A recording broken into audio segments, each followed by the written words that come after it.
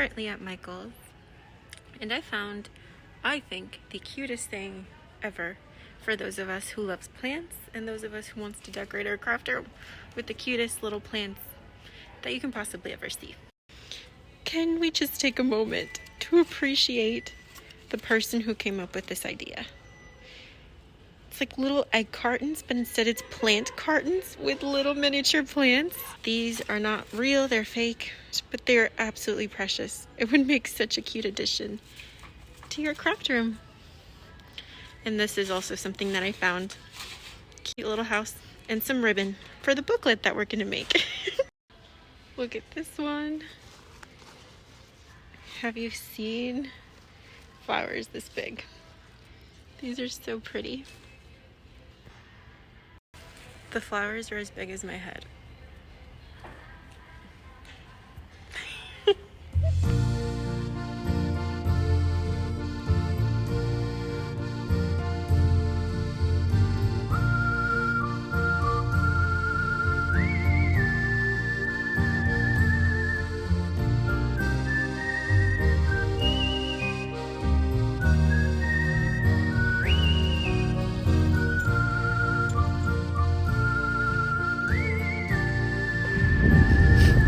Pretty.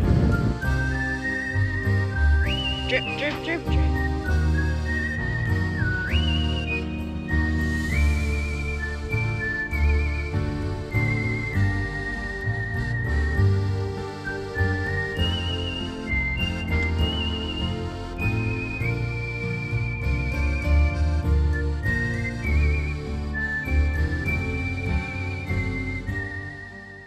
I just got back from Michael's and this is my little haul.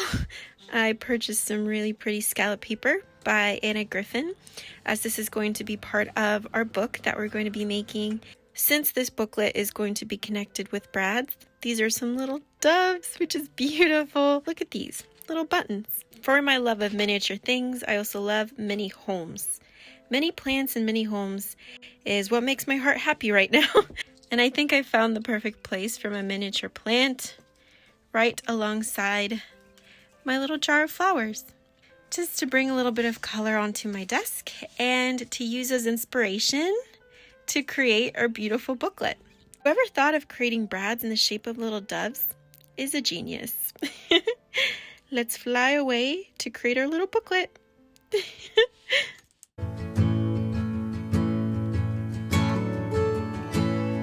The longer I've waited, the more that I've tried. All the years that I've wasted trying to find it. All that I go through for my peace of mind. Let it all go out the window. No smoke in my eyes. I can hear the wind chiming. It's always been you in the back of my mind.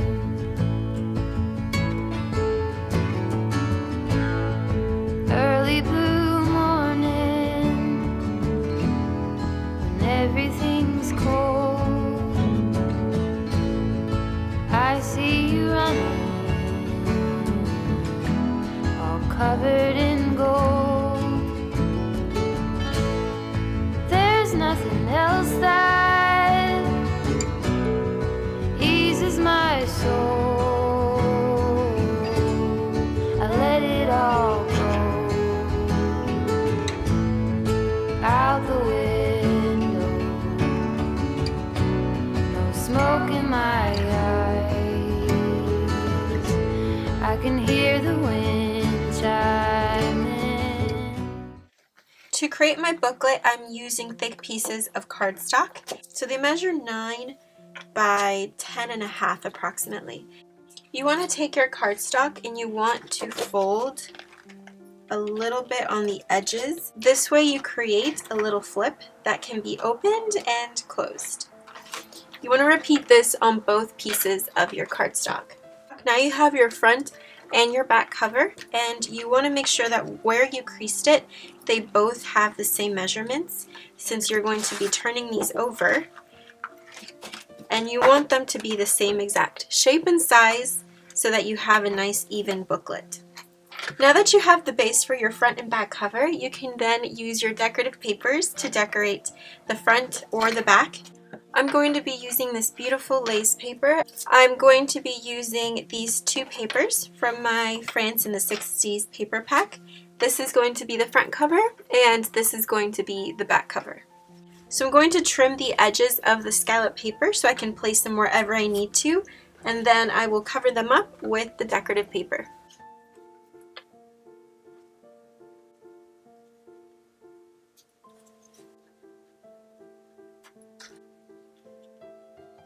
I have applied the scalloped edge on the base of my front cover, and now what I need to do is glue on the decorative paper to then close up the empty space. I like to alter it and cut off the excess on this side, as we're going to be using this side to flip our book open, but all you need to do is cut off the excess from that side, and this way you are left with a beautiful finished edge and a perfect cut. When you are gluing your back cover, make sure your flap is on the right hand side of your paper. This way when you go to fold it, it matches up perfectly with the front. If you were to glue it on the left hand side, then your flaps would not match and your image would actually be upside down. So now what I'm going to do is choose the inside papers for the inside parts of the cover, pass it through my sewing machine, making sure the flap is open and just sewing the edges. And then I can choose the pages to go inside of my booklet and start assembling them so that we can have our beautiful French booklet finished and we can start using it and decorating it.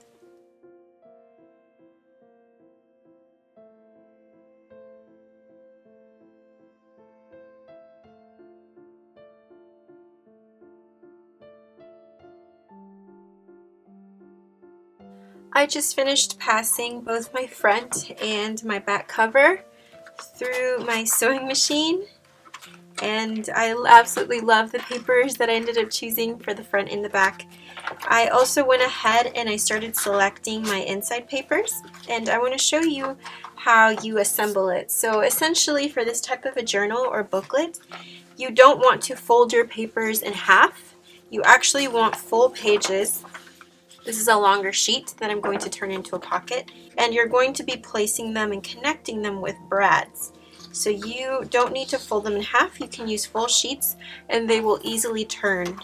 I am going to be using some of the papers from the kit as well as some book pages that I have from my collection. I'm also using some of this brown sketch paper, and I made sure to fold the excess paper into a little flap. You can create an extension to your page, which is what I'm going to be doing, using this beautiful little hanky from the Market Finds ephemera kit. I'm going to stitch or glue it onto my flap, and then when you turn it over, you create an extension to your page, and then you have more space for journaling or to create pockets and for more space to include your ephemera. You just want to make sure that you don't add anything to the left hand side, as this is the part where it's going to be connected with brads. You always want to add to the right hand side. I'm going to go ahead and start adding ephemera pieces and kind of pre-decorating some of the pages. So I don't want to overdo it, but I will add a couple of pieces here and there to inspire me and to add some pockets and extension pieces. Now the great thing about this type of a book is that we're going to be connecting it with brads, which means it's removable. So whatever papers you include on the inside of your book will be able to be removed. And my whole idea with this type of a book is use it as a sketchbook, a collage book, an art book, and then when I'm done with a particular page, I can take it out and then put it in another journal or cut it up and use it as collage art. I can take them out as I go, or I can keep it as an entire book and collection and then make another book. So you can really do whatever you'd like. You can swap out the pages and keep your cover for your whole entire life pretty much. But if you do like to have different books, then you can most certainly create a new one from scratch or repurpose the front and the back cover and just continue to remove and to decorate the pages. So there's two ways that you can use this book, which is why I love this style. It's so versatile, it's so efficient, and it's a great way to use your full-length papers and get the most of your papers for collaging and for putting special things and documenting them in a really artistic way inside of your pages.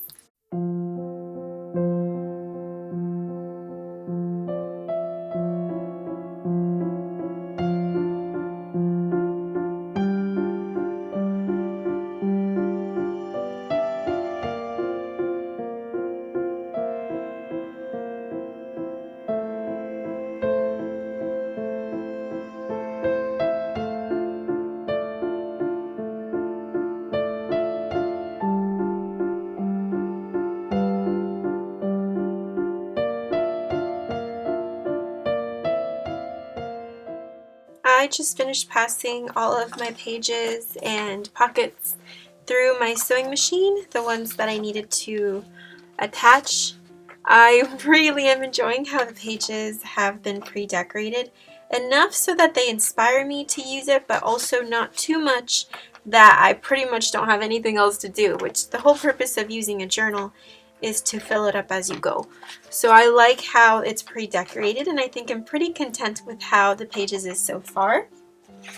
Now to attach them to the front and to the back cover, what I like to do is create a little template for myself since we're going to have to hole punch all of these papers.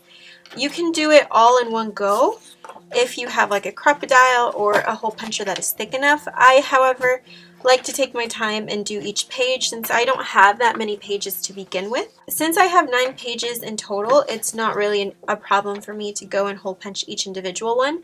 But if you're using thinner paper or really light sketch paper and you have 20 plus pages, then perhaps hole punching all of them at once would be a good idea.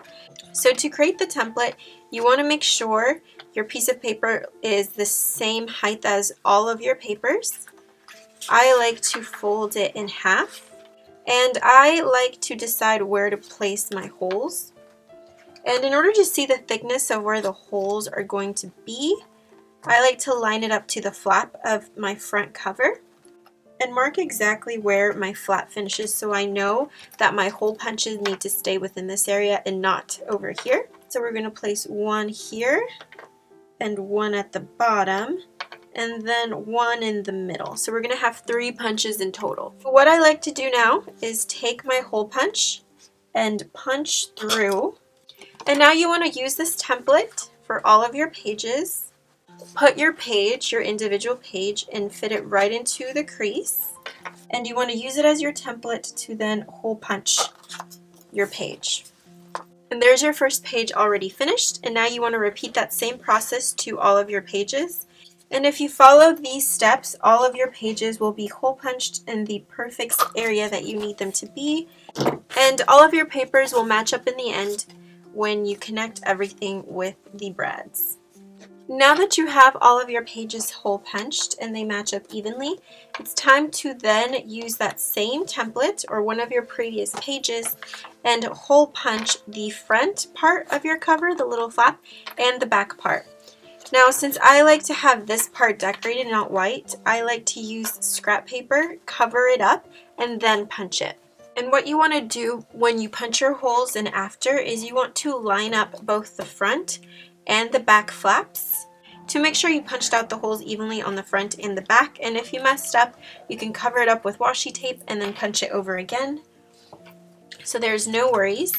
And once you have made sure that all of your holes have lined up, you then want to take your front cover, your inside pages, and your back cover and connect them all together. So I like to start off with one brad. You saw the ones that I have picked up from Michael's. They're little buttons and little doves. So I think what I'm going to do is do the buttons on the top and the bottom and then the dove on the center, as they're the same length and they won't become wobbly since they are the same length. But if you're creating a booklet that has more than 20 pages and they're thick cardstock, you want to get some larger brad so that you can pass through all of your papers without a problem. So I'm going to start out with the one in the middle to stabilize all of my pages. And you want to go ahead and repeat the same steps to the top and to the bottom of your brads. So you should take it and it should pass through all of your pages. And you want to fold the top brad down, and now you want to do the bottom brad. And now that you have attached all of your pages with the brads, this is what your booklet should look like. And when you open it up, you can see your beautiful brads here. So lovely. I love the little buttons and the little dove. And then what I like to do is go and individually fold each page, and this way it's easy to turn them. And I like to use a little roller, but you can use pretty much anything that you have on hand.